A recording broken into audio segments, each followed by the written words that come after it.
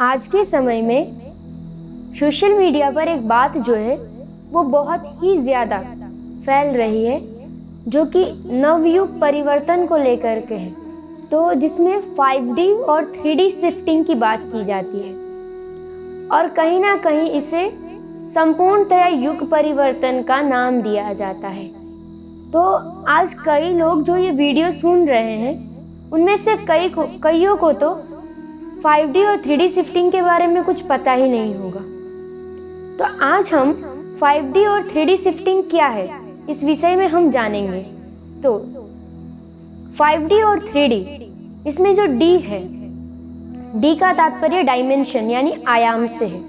तो तृतीय और पंचम आयाम है वो किसे कहते हैं? हम जिस पृथ्वी पर रह रहे हैं यहाँ पे 84 लाख योनि का हम वर्णन करते हैं।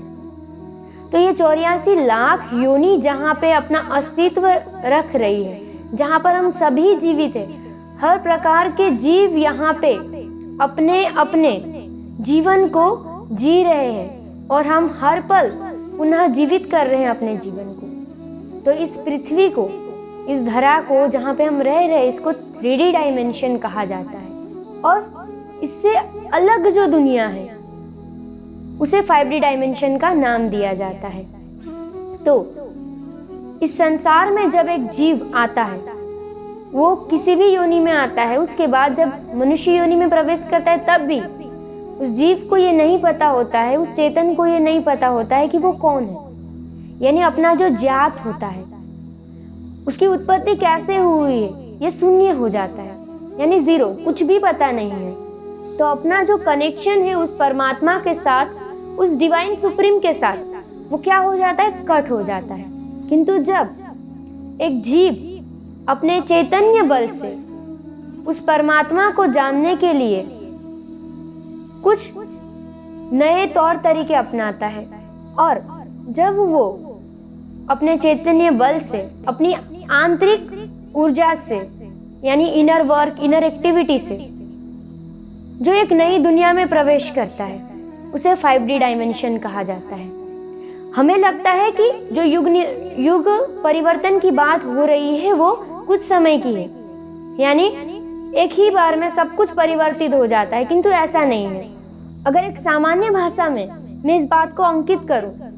तो यह है कि डायमेंशन में प्रवेश करना ये कोई एक ही बार में सभी मनुष्य जीव या सभी जीव एक साथ में नहीं हो जाते हैं। इसके लिए जैसे एक जनरेशन है, हमारी पीढ़ियां जो चल रही है वो जैसे धीरे धीरे परिवर्तित होती है, ठीक उसी प्रकार ये जो 3D डायमेंशन में से 5D डायमेंशन में जाने की जो प्रवृत्ति है वो भी धीरे धीरे होने वाली है। और सबसे बड़ी बात ये है कि ये जो 5D गेटवे पोर्टल कहा जाता है आध्यात्मिक भाषा में, ये आज तक बंद था ऐसा माना जाता है। अब जैसे मैं आपको एक सामान्य भाषा में समझाऊं तो मानिए कि आप हरियाणा के रहने वाले हैं और आपको हरियाणा से दिल्ली जाना है। तो जब आप दिल्ली में प्रवेश करने वाले होते हैं तो वेलकम टू दिल्ली ऐसा लिखा हुआ होता है ना। ठीक उसी प्रकार से जब हम आध्यात्मिक जीवन में प्रवेश करते हैं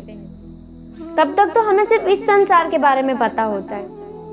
और इस पृथ्वी से परे के भी जो कितने ब्रह्मांड है या जो भी ज्ञान होता है वो हमारे पास होता ही नहीं है। पर जैसे जैसे एक अवस्था होती है, ये संसार मतलब ये स्थूल के बाद सूक्ष्म, सूक्ष्म के बाद कारण और महाकारण, ये चारों अवस्था का पता लगने लगता है। तो ये जो प्रवृत्ति होती है डायमेंशन में प्रवेश करने की, ये धीरे धीरे तब आती है क्योंकि किसी भी ऋषि मुनि ने भी इस संसार से परे जो मतलब ये 14 लोगों के संसार, 14 लोग से परे जो ये निराकार की भी बातें करते हैं, ये कोई ऐसे ही एक ही बार में नहीं पता चल जाता है। कई वर्षों के तप के परिणाम स्वरूप ये पता चलता है। उस चेतन में, उस जीव में वो एक विनम्रता और साथ ही साथ वो एक ज्ञान की धारा प्रकट होती है, तब जाकर के वो संभव होता है ना। तो यहाँ पर भी कुछ ऐसी ही कंडीशंस होती है कि उस निराकार से परे कुछ है ही नहीं ऐसा कहा जाता था, पर अब कहा जाता है कि वो जो 5D पोर्टल है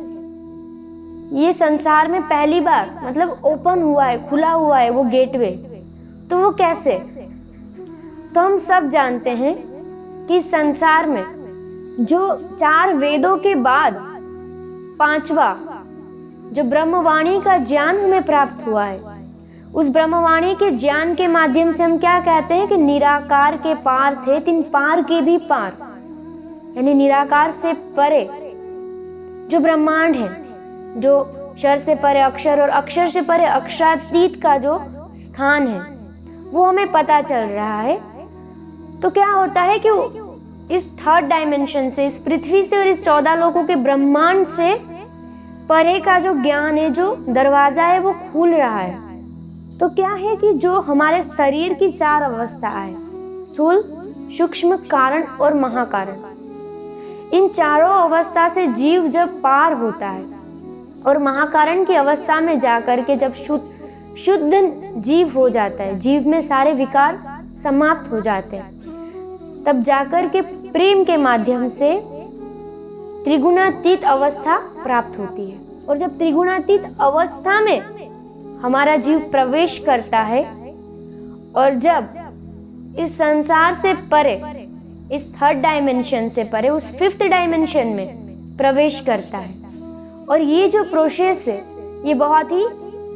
कंटिन्यू करने वाली और धीरे धीरे करने वाली है कि हम सोचे कि हम एक ही दिन में इस प्रक्रिया से पार हो जाए, तो हम नहीं हो सकते। तो अब चाहते तो सब है कि हम एक नव निर्माण या फिर एक युग परिवर्तन की अवस्था को प्राप्त हो जाए। तो वो करने के लिए जरूरी क्या है? सबसे पहला है दृढ़ मनोबल, और अपने जो भी ध्यान, चितवनी या आध्यात्मिक विचारों में हम अपने जीवन को हम हमेशा बनाए रखें, हम कंटिन्यू रहे उस काम में, और अपने मनोबल को हमेशा यहाँ दृढ़ रखना है। अगर हम ये सोचे कि हमने 1 महीना 2 महीना किया, इस लंबे प्रक्रिया के बाद भी हमें परमात्मा या उस 5D डायमेंशन की प्रक्रिया वहाँ हम नहीं पहुँच पा रहे हैं, तो ये नहीं हो सकता है। क्योंकि ये बात हमें ध्यान रखनी चाहिए कि इस संसार के विज्ञान को जानने के लिए भी हमारे ऋषि मुनियों ने कई लाख वर्षों तक शायद तप किए होंगे, और इस बात को हम ऑटोबायोग्राफी ऑफ योगी की बुक्स में हम जान सकते हैं कि किस प्रकार के योगी हिमालय में तप कर रहे हैं। तो 3rd डायमेंशन से 5th डायमेंशन में जाने के लिए एक नई दुनिया, एक नई ऊर्जा और उस परमात्मा के जो शक्ति है, उस शक्ति को जानने के लिए सतत प्रयास करते रहना चाहिए, अपने मनोबल को दृढ़ रखना चाहिए, और इनर वर्क हमेशा अपनी अंतः मन के लिए हमेशा एक नए अंतः प्रेरणा जागृत करते रहना चाहिए। और जो भी हमारे मन में अच्छी प्रेरणाएं जागृत हो रही है अपनी क्रिया में, अपने आध्यात्मिक जो भी हम प्रवृत्ति करते हैं, उसमें जो भी हम प्राप्त करते हैं उससे हमें और भी ज़्यादा प्रैक्टिकल बनाने की कोशिश करनी पड़ेगी, क्योंकि तभी ये प्रक्रिया जो है, ये जो हम कर रहे हैं, जो डायमेंशन में जाने की बात, तो वो स्पष्ट रूप से वहाँ पे दिख पाएगी।